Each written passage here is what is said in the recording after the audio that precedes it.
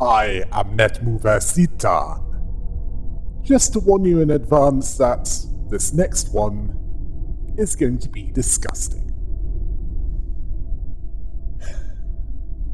Trust me, I don't say that lightly.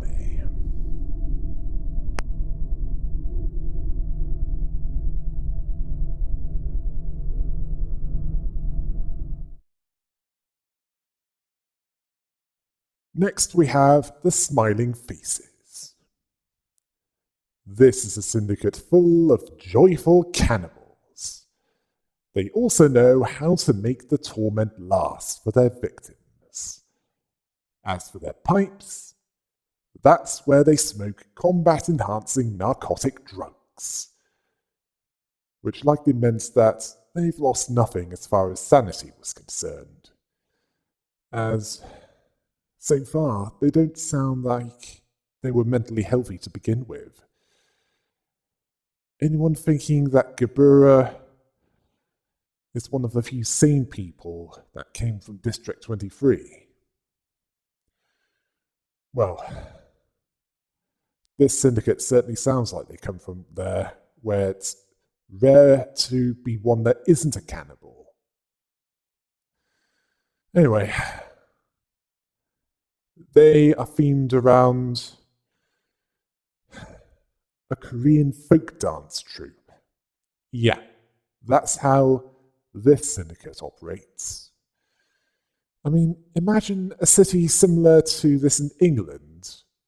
There'd probably be a syndicate full of psychotic Morris dancers, where their sticks have pointy needles all over them, and their bits of cloth fling either poison or acid at those unfortunate enough to encounter them. As for how ridiculous they'd look, probably no more or less ridiculous than usual. As for the Smiling Faces Syndicate, they're quite friendly and warm towards all those that they meet. But this is about as much an act as it is with any psychopath, as this is used to lower the guard of their victims. As for their masks, they're hotel.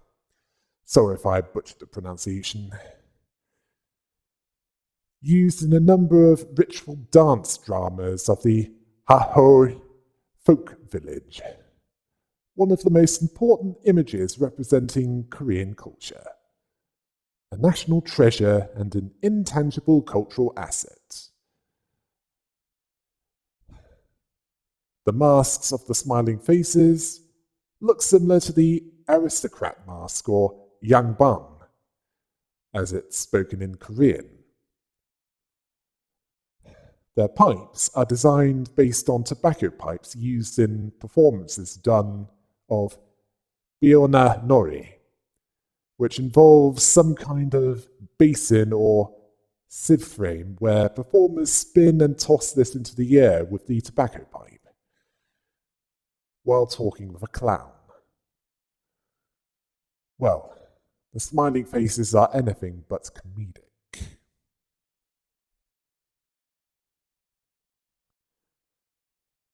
As for the major players of this syndicate, first we have me.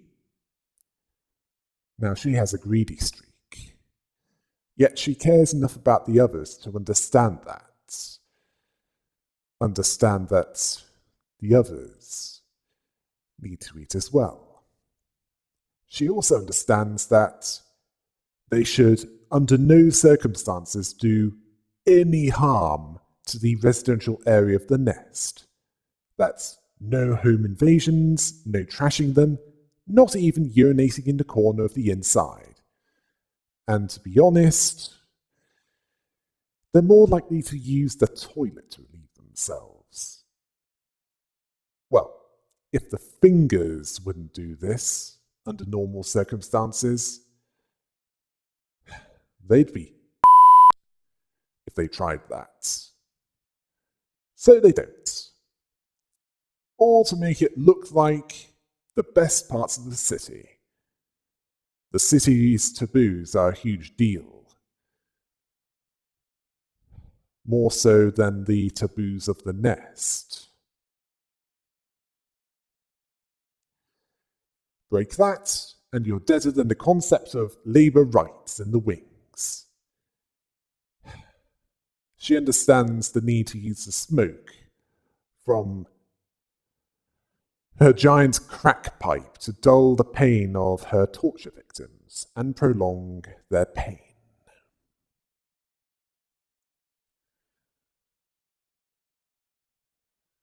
Next we have Jin. He has an understanding that you shouldn't be greedy with your food, even if they're eating them alive. He also understands that the backstreets aren't some unlivable mess, as some might believe, although it's pretty close. Well, it's largely because there's some kind of peacekeeping force there. Be they the Zwei Association or something more unofficial. All to stop more from dying than they otherwise would. Some voluntary, some chained to an official authority that only operates for those that can afford their fees. It can vary in style depending on where you go. Then we have Wang. Yes, that's his name. This is one that understands why the backstreets are unsafe.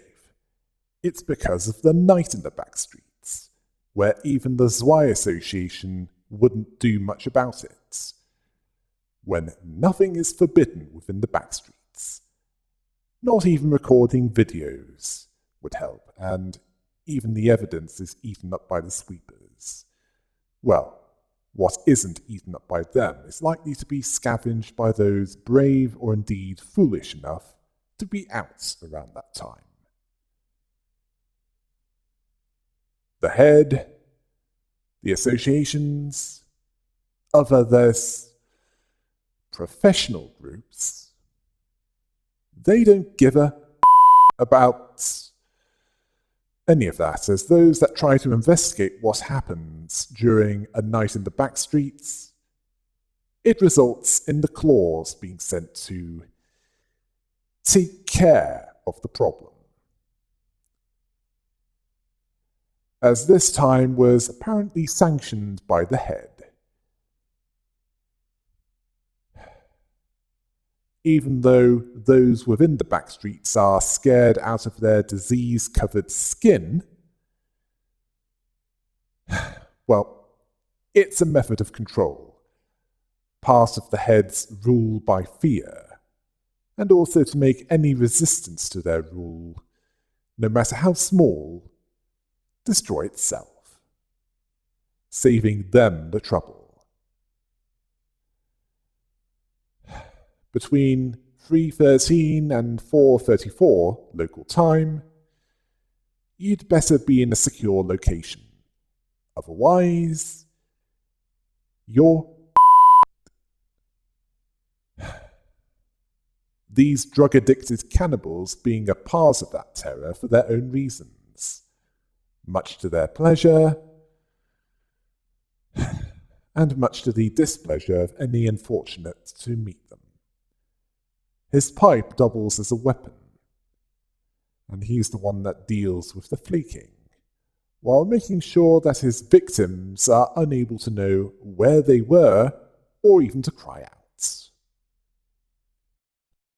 Finally, we have the generic no-name thugs of this syndicate. They understand enough to know that the rules of each part of the city don't apply to each other. The rules of the backstreets don't apply in the nest, and the rules of the nest don't apply in the backstreets. Where, as long as there are no witnesses and it's during the night in the backstreets, anything goes. But the rules would be broken if something similar was done in a nest. At least under normal circumstances. The story continues. somewhere in the back streets, where Thelma, branch manager of the She Association's Southern branch, was in the company of the Blue Reverberation, along with Aileen, the leader of the Church of Gears, who has distorted since her last appearance, and those with the appearance of Korean folk dancers. This is the Smiling Faces Syndicate, who were in the process of giving her a painful death, with Argalia subtly and sadistically deepening the emotional impact, feigning concern for her by saying that she's about to faint from crying. He finds Thelma pitiful, hinting that they'd not even started yet. And in response to this, Jin offered his spicy smoke to dull Thelma's pain. Wang? Oh, please stop. Then spoke of what they were doing. They were flaking slices off the over director. 1,347 of them so far. Apparently, the blue sicko wanted him to have 10,000 pieces flaked off him for breaking a promise to him.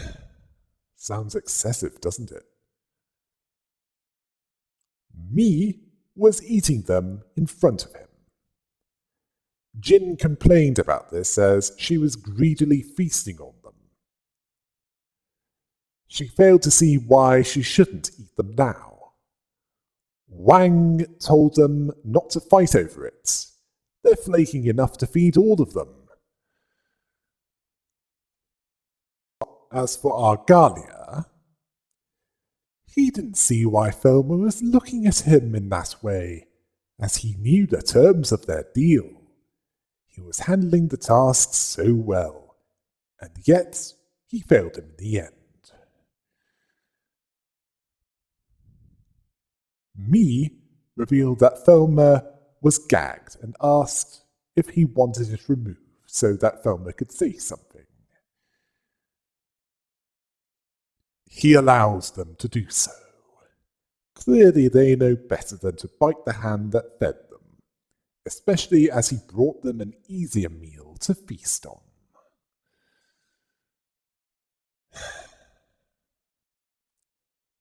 Thelma considered him crazy. Trust me, you aren't the only one who calls him that, and he's been called much worse.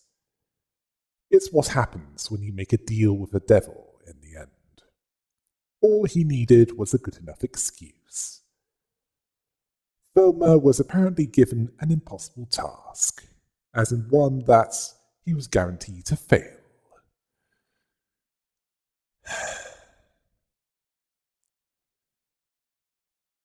Sounds like the Henry VIII kind of way of doing things. Argalia blamed him for only sending Section 2 of the Southern Branch. The main reason why Section 1 wasn't used was because the prideful branch manager wanted to keep his seat and eliminate one who was intending to rat him out. Argalia blamed him for that, despite giving him the hint to use them. And of course, Argalia denied that. He said that it was a must. All he asked from him was to take care of the things on the list within the period of time that he set. And Thelma agreed to it. There's one that's worse than that, with making deals. And he's capable of being more creative with screwing you over. Thelma at this point, did something incredibly stupid. Can you guess what that is? That's right. Velma tried to intimidate Argalia with the threat of the branch manager. Section 1 of his branch. And she HQ. Even the Hana Association is going to move against him. He then begs him for another chance.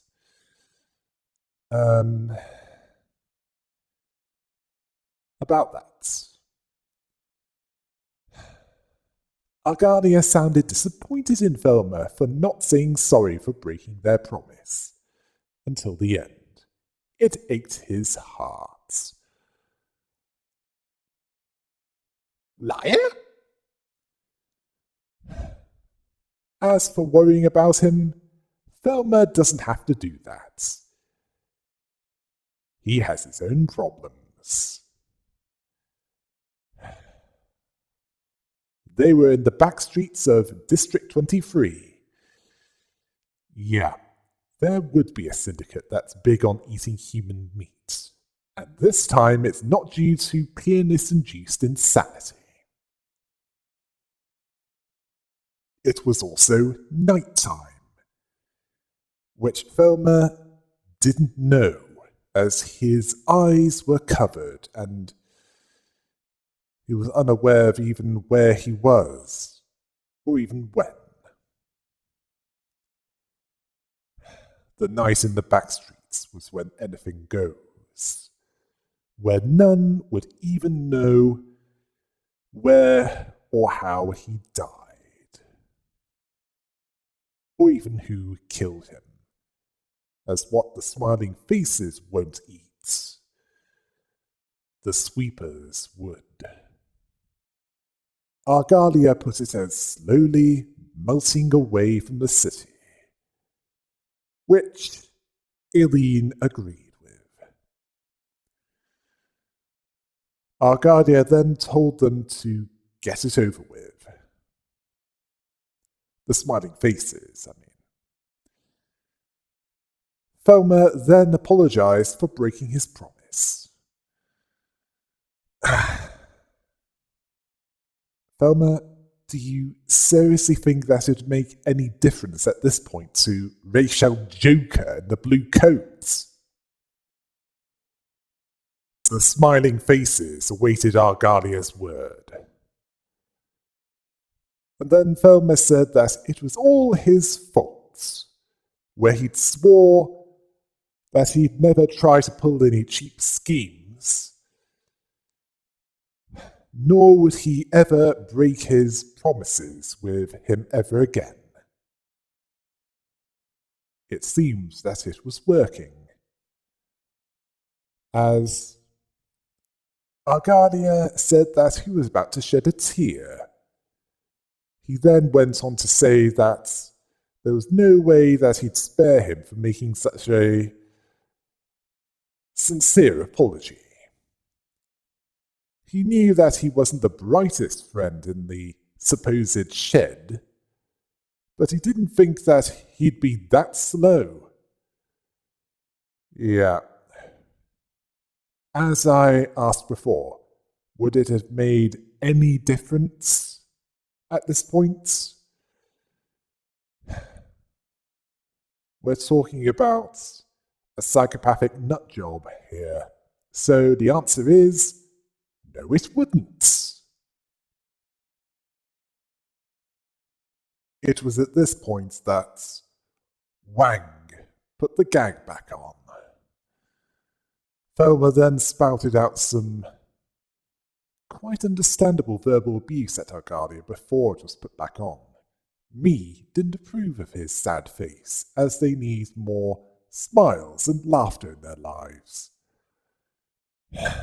You'd get on with Oswald. He's like you without needing the drugs. Jin asked Argalia what to do next. He wanted them to head to the library once they were done with Velma. He told them to take care of his old friend Velma. Well, with a friend like you, Argalia, enemies are redundant. They gladly did that. Argalia then said to Aileen that they should meet some other friends. Aileen was dutiful to the leader of her ensemble. As Roland was watching this, he noted that the madman had won over the heart of the now distorted leader of the Church of Gears. He even has the smiling faces on his leash. Oh, so Roland has heard of them. Angela asked if being a colour must mean having immense power. Roland confirmed this, as they're exceptionally skilled fixers that are above grade 1. They're assigned a unique colour by the Hana Association, something to show that they're the best fixers in the city, with a pay grade to match. Angela then noted that the blue reverberation was assigned the colour blue. Angela, it wasn't because it was cobalt or teal. It's like the red mist was assigned the colour red. Angela then asked if he was as strong as the red mist. Roland, fanboy of the red mist, said that in terms of sheer power, the red mist in her prime would kick his pretty. Although there are many fields of fixer activity, such as information gathering, assassination, contracts, peacekeeping, all-out war, weapons research, so it's hard to make a fair one-on-one comparison. The red mist, for example, was a solitary fixer, and the blue reverberation was leading an urban nightmare class syndicate.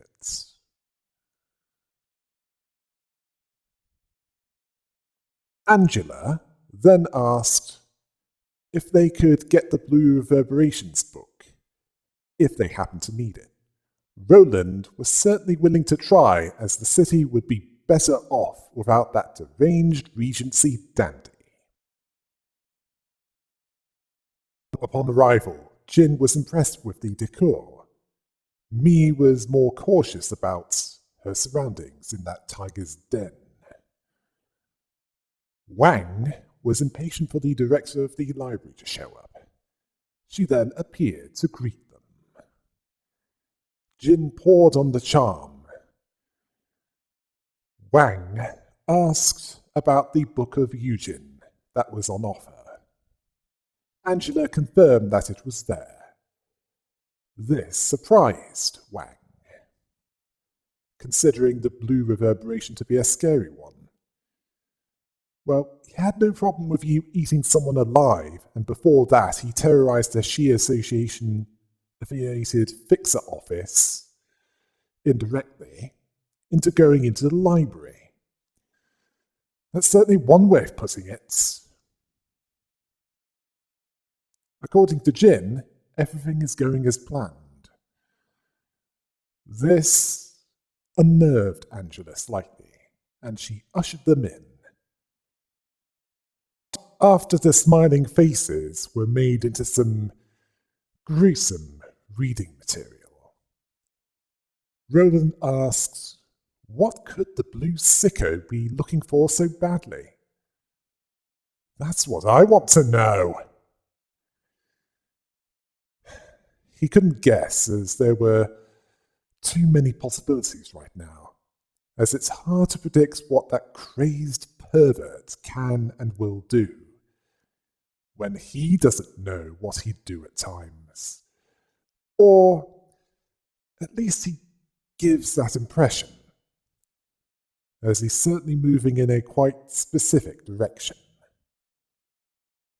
One that's just unclear at this point.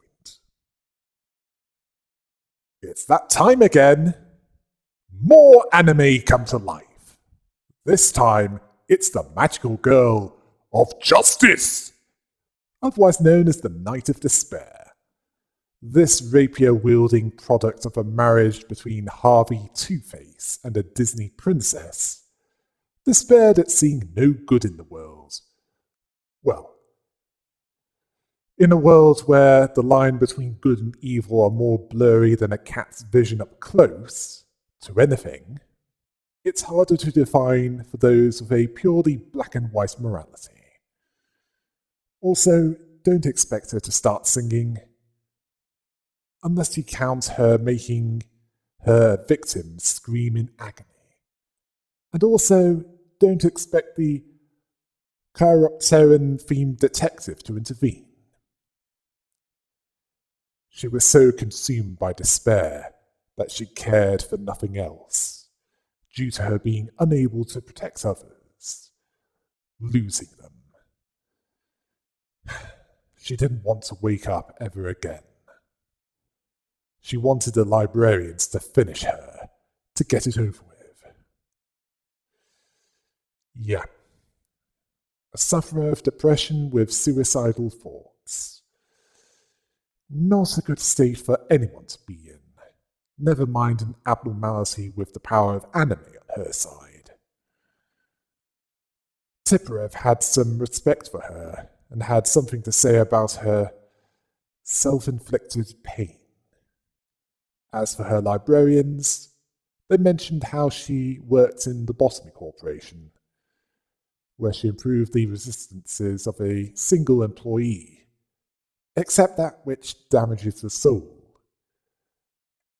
They were sympathetic to her plight, due to the despair that was affecting those within the city. Among other things, of course.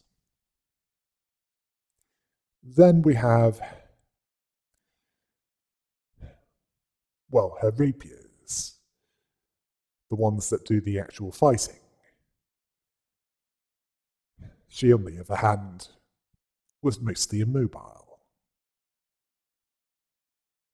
The Night of Despair stage is composed of a large city in ruins, with damaged buildings, similar to the stage of the Queen of Hatred. The floor is made of what seems to be a large flat concrete area. Around the stage are swords that are likely wielded by the Knight of Despair. The skies are starry, with one noticeable constellation. A moon also seems to be present.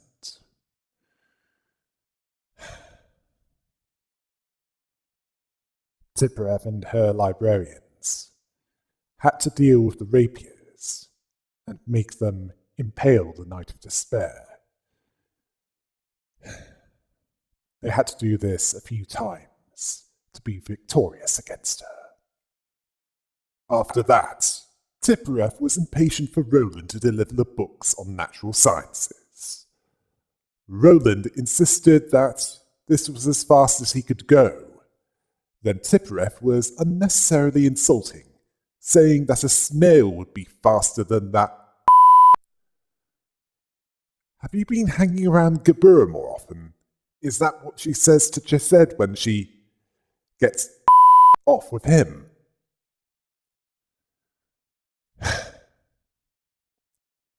Roland then commented on her fiery temper. Have you noticed that you're not feeling pain lower down, specifically in the groin? Good, as it could have been much worse than that. Well, she's impatient to get it done as quickly as possible. Roland then asked about her progress on learning about the city's sciences. The problem with that is that the singularities say you to the laws of physics, not helped by the librarians, unable to be defined as living beings. The problem is also the fact that to understand the city, singularities are one of the largest obstacles. Roland wanted to know how the librarians were different to humans. He saw them as those that aren't human, but can pass for human. Tippereff then told him that they can only exist within the library. All of them reincarnations of those that worked for the Bottom Corporation, all from when they were brains in robot bodies, and the more expendable employees. This confirms what Roland has heard so far. She continued to say that they were given new bodies. Angela kept that promise. Yet, not only did they come back, the abnormalities came back as well. Unfortunately for them, most of the systems and structures of the Bottom Corporation broke down due to the activation of the Seed of Light. Much of their energy was exhausted from this. That, and they went through quite a bit of combat. This resulted in a loss of a physical form with them. As for the librarians, other than the patron librarians, let us just say that their mental states would fit in perfectly in Arkham Asylum. Apparently, all librarians carried abnormalities with them when they fought guests, which is an in-game explanation of why the abnormalities work differently this time around.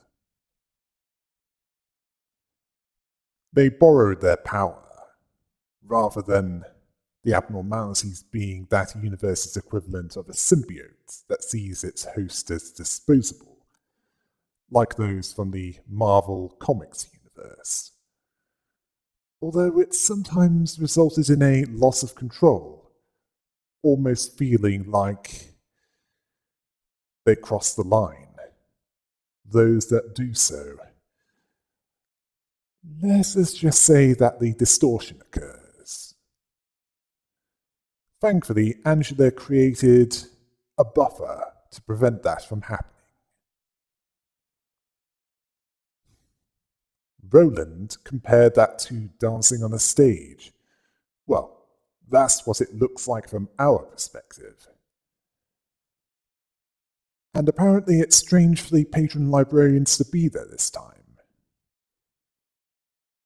Roland asked if it's Angela's little vendetta against them. Tippereff suspected this, and I don't blame her. Roland wants her to tell Angela to leave him out of it, as it has nothing to do with him.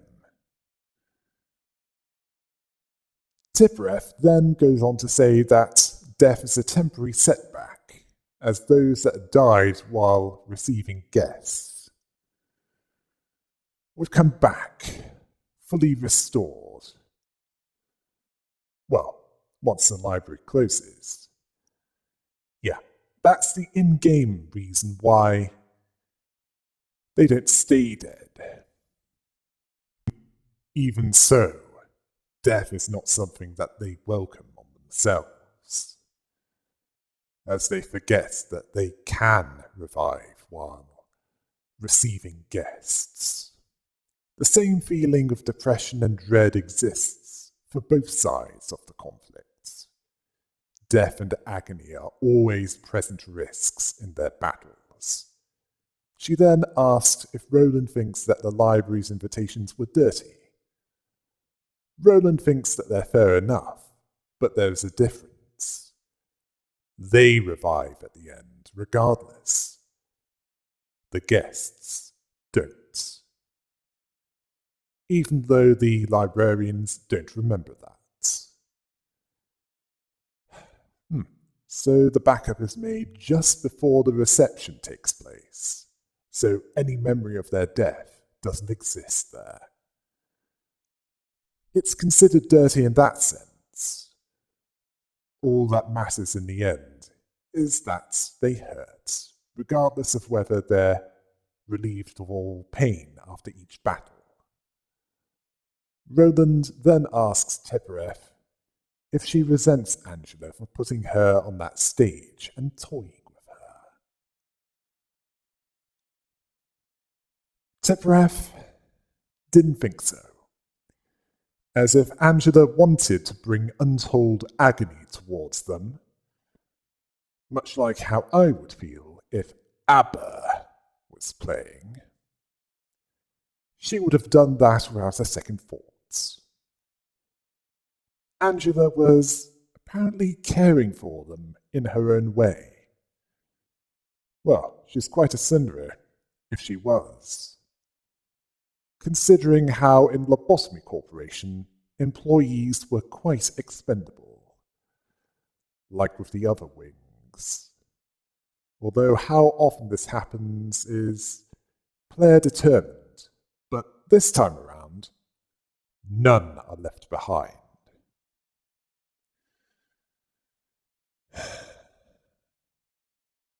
Roland admired Tip's mindset. Apparently the wisdom that comes with age. Roland sometimes falls asleep and then wakes up, not feeling like waking up again. And this was before he came to the library, as his dreams were actually better, as, let's face it, reality sucks. Or in this case, he'd have to start another dreary day with nothing to look forward to. So, much like our world, but worse. He held no expectations. Long before he arrived in the library, he threw all of them away. He saw no future for himself or the world, except both to fall into ruin. Yeah, we know that you're a bloke that has nothing left to lose, based on what we know so far. Based on that, he believes that he might be suffering from a severe case of the disease of the mind that the others are speaking of, starting to take it more seriously. Severe? Roland, you seem to be a terminal case.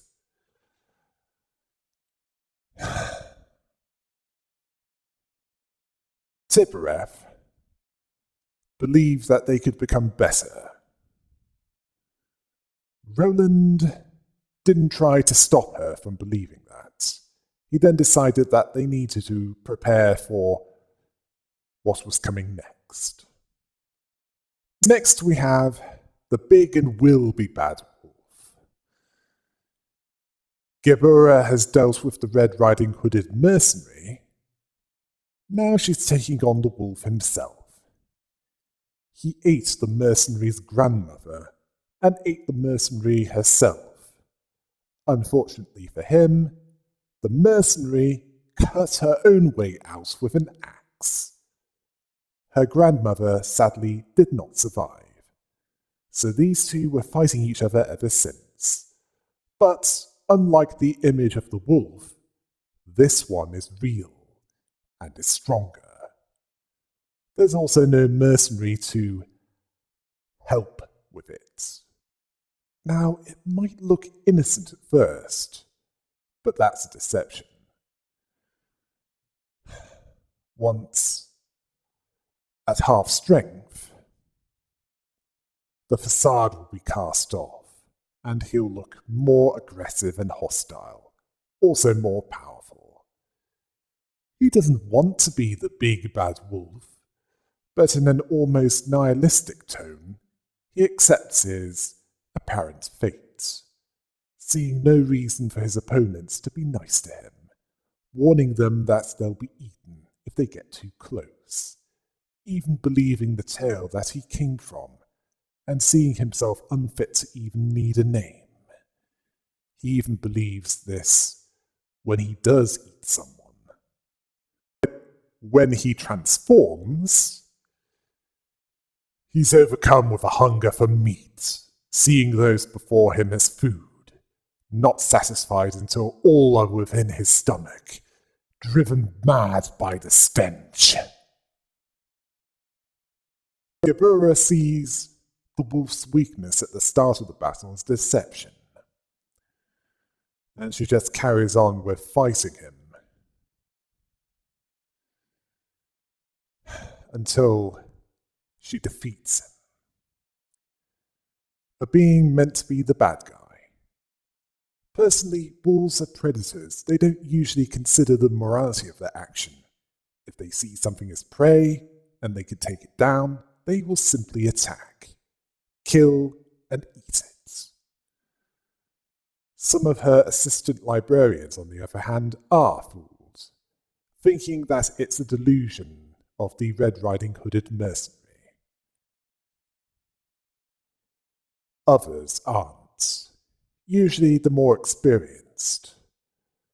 While some would feel pity upon killing it, the more experienced aren't, seeing things in much the same way as Gebura.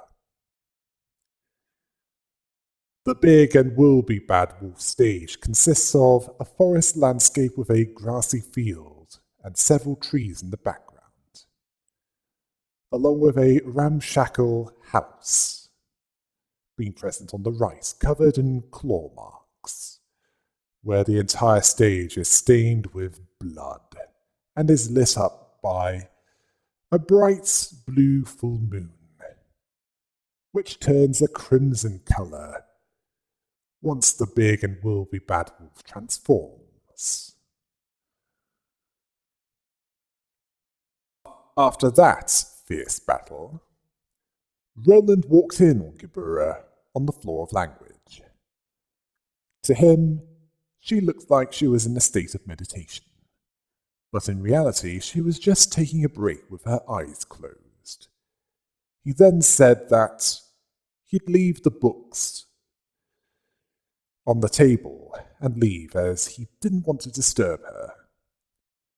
Gebura then stopped her fanboy, much to his surprise. She asked what district he was from. It was District 17, which was in Cube Corp territory. He described it as decent. Well, at least by Backstreet standards.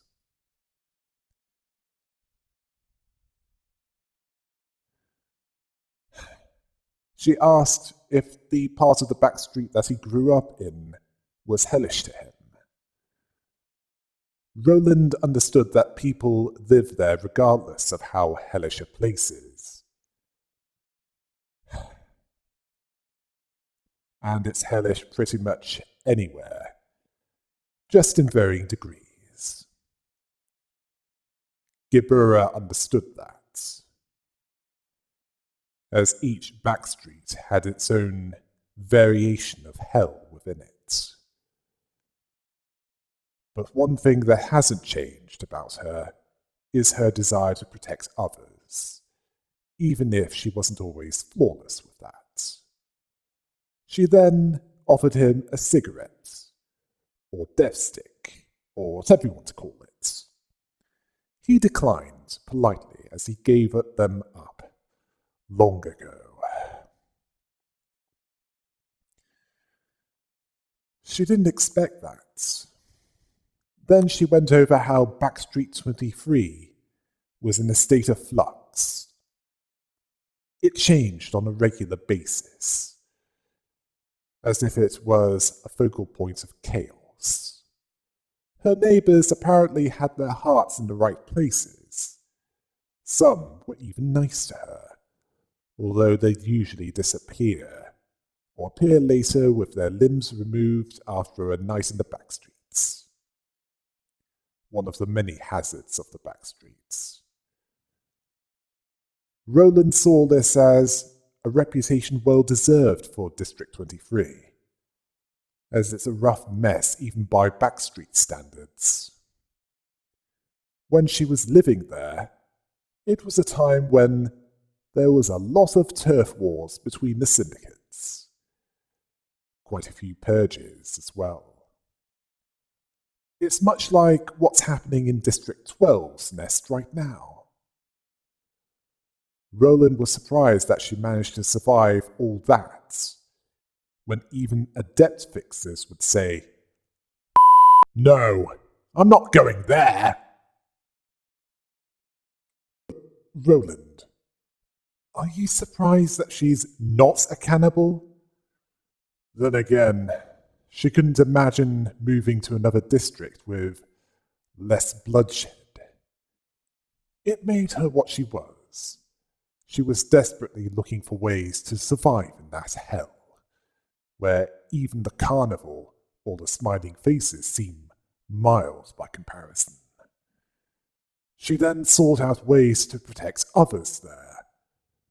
Much can be told about a society by the vocabulary used by those within it. In the back streets, it's simple and to the point, using common words with no special terminology, applying to things that become part of their everyday lives. More relevant than the original meaning of those words. Well, considering what District 23 became after that turf war died down, I'm guessing that it didn't involve cannibalism, which might explain why you're not a cannibal. Roland saw prime examples in the fingers and the sweepers. Gebura saw wealth and power as all that mattered to those in the back streets, all to keep themselves alive. Unlike those in a nest, where, even though things are more comfortable in parts, they always want more. She saw it as funny, bitterly amused by this, that even though they have power, it would strike down, not up.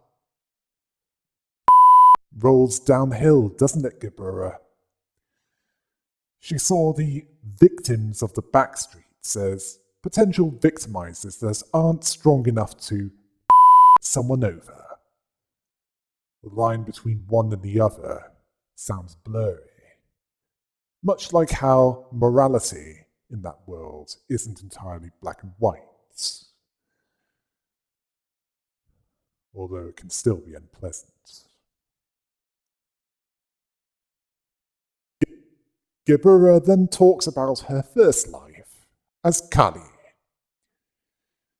And this story started when she was around 7 years old.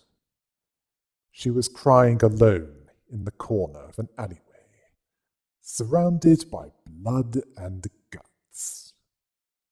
I'm guessing that her parents were killed rather than her being abandoned. She didn't have those that she could call friends.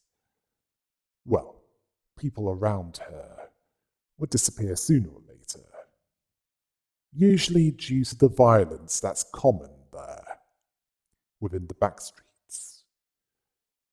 Most children there were either abducted by the sweepers and turned into their kind, or they were treated like toys by others.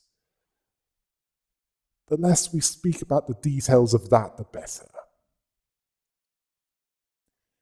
She could only watch in silence. It was a miracle that she lived up to 13. She continued to observe in order to survive through her own efforts, as none would help her if she was in trouble. This was used to develop strategies, which allowed her to live up to 23. She then became a fixer. Well, it's not as if she had many other career prospects due to her background. Roland was thankful that she didn't join a syndicate instead. Kali saw that as beneath her. Her life became stable sometime after, she started her job. It was a good fit for her, due to her environment. Roland understood this as he had a similar background to Gabura. Cully thought that she could protect her neighbors of the apartment block that she was living in, due to her power as a fixer, although the danger of the backstreets remained. She wanted to repay the favor to Mr. Sean and Miss Goose. She was indebted to them. Carmen mentioned that when Cully arrived in that lab in the outskirts. Sometime after that. Just not by name. This was due to them giving her food and drink. She saw them as close to family as she had. She gave them some of the money she earned because of that. Roland thought that it was nice of her, but sadly, this was seen as weakness, based on how they repaid Cully's kindness. After she gave them money for more than a month, well, Roland guessed that what happened next was nothing good, considering the story so far. And he was right. They broke into her apartment, bound her hands and feet, and looked around for a safe, so they could rob her. What a bunch of holes. It seems that the more they're given, the more they wanted. Cully didn't see this coming, and not because she was bound. It was the filthy lumps of greed crawling around before her eyes. That's a nice way of putting it. They were friendly neighbors a day before, understanding the agony of loss better than most. Carly hoped that the money she gave them would be used in meaningful ways. Her desire to help them, both in money and her ability to protect them. Roland guessed that she didn't let them get away with it. The truth was, Cully was holding back.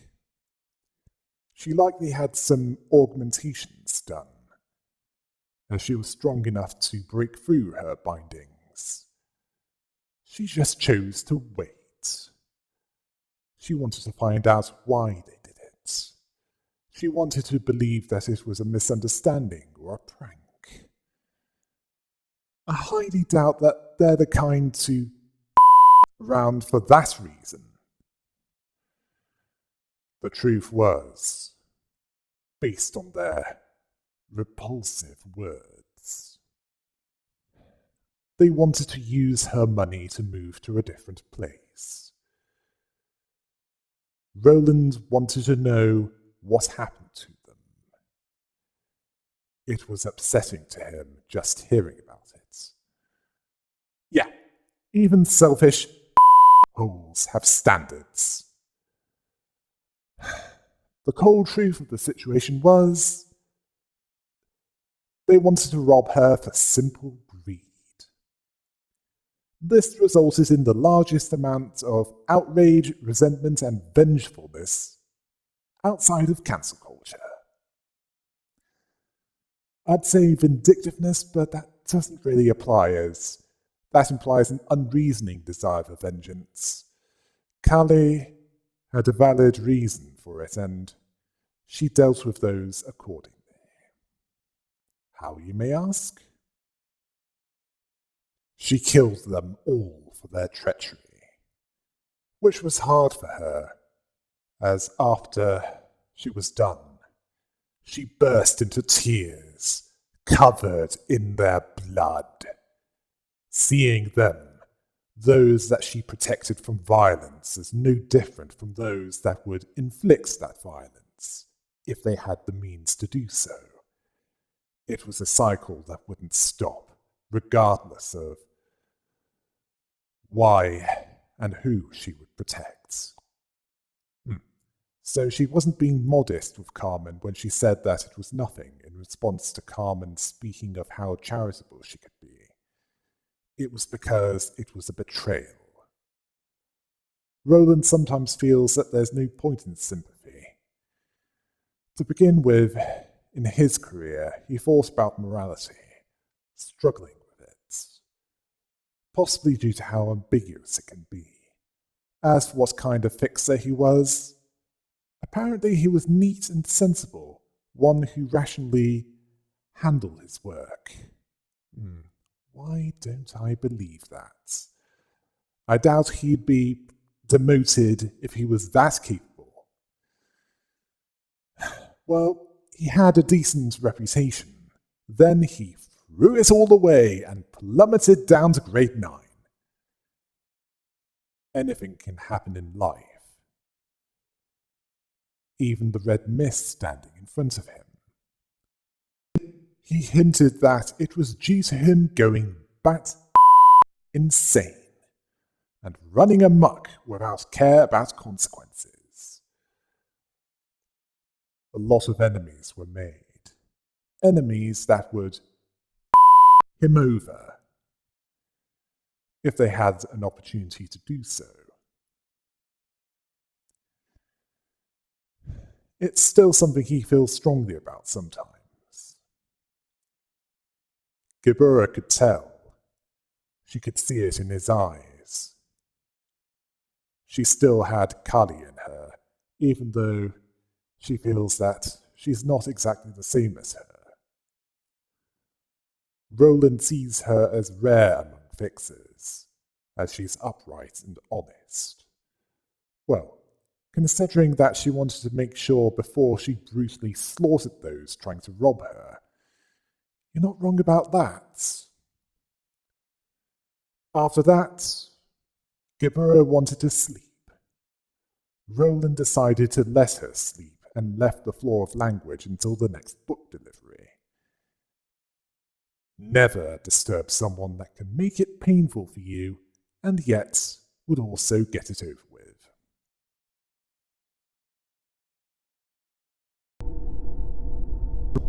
What remains of the urban nightmare law section? One who keeps getting and